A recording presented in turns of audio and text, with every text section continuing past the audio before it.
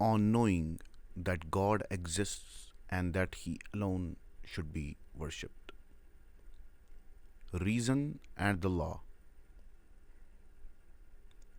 Ibn Taymiyyah reports that reason, aql, has two meanings in the Islamic tradition. For Ahmad ibn Hanbal, it is a potency, quwwah, and an instinct, ghariza, by which one reasons. For others, including Kalam theologians, reason is a body of necessary knowledge, darb min al-ulum al-daruriya. Ibn Taymiyyah says that both are true, and he compares aql to the word basar, which in Arabic may refer both to the faculty of sight and to the perception of seeing with this faculty. The Sheikh explains that reason knows the foundational rules of thought, that like things are alike, that different things are different, and that two things cannot exist in the same place at the same time.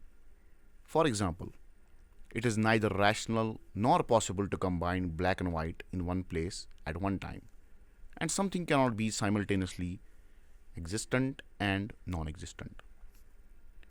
Without acknowledging the sources of his ideas, Ibn Taymiyyah also affirms that reason knows metaphysical notions relating to efficient causality that are basic to Kalam theology and the philosophy of Ibn Sina.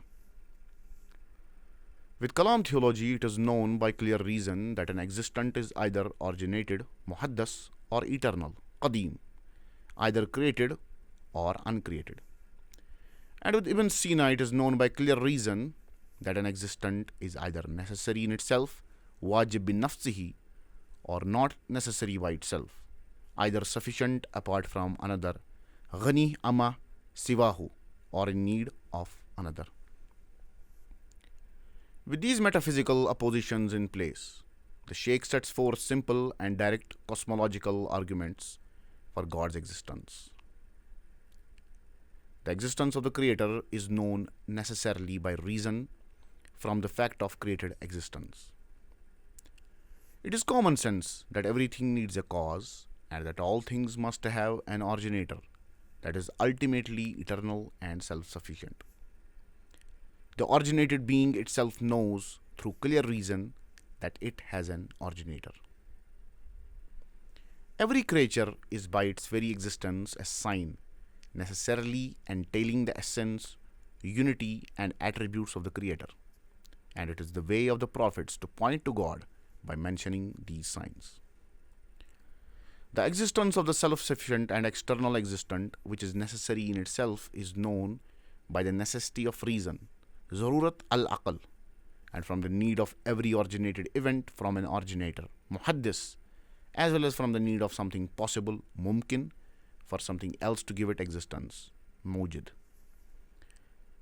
Ibn Taymiyyah contrasts his straightforward proofs for God's existence from aql with the kalam method of rational inference, nazar, which proves the existence of the Creator by indirect cosmological arguments, appealing to the origination of accidents and the composition of bodies from atoms.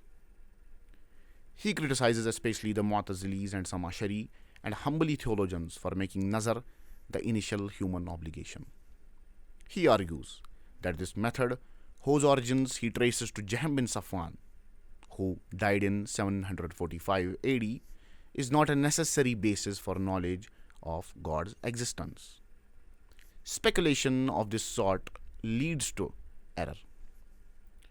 He observes, furthermore, that not even the philosophers make their speculative methods an obligation, since they do not regard their special knowledge to be available to the general populace.